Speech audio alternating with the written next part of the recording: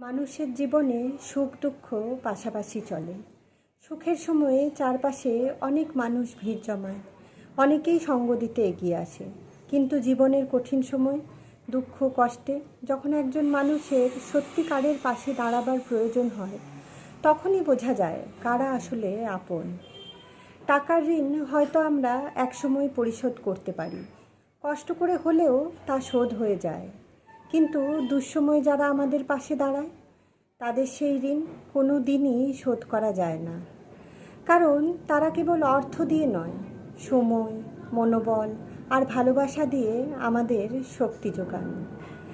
তাদের সেই সহানুভূতি ও ত্যাগের মূল্য টাকায় মাপা যায় না। দুঃসময়ে পাশে থাকা মানুষগুলো আসলে জীবনের অমূল্য সম্পদ। তারা হয়তো খুব বেশি কিছু দেয় না, কিন্তু তাদের উপস্থিতি হয়ে ওঠে সাহস আর আশার আলো।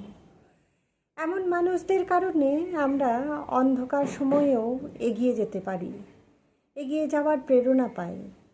তাই বলা যায়, টাকার ঋণ শোধ করা সম্ভব হলেও দুঃসময়ের ঋণ অমর। এটি হৃদয়ে চিরকাল রয়ে যায়। যারা দুঃসময়ে পাশে দাঁড়ায়, তাদের প্রতি কৃতজ্ঞতা প্রকাশই হলো সবচেয়ে বড় সম্মান।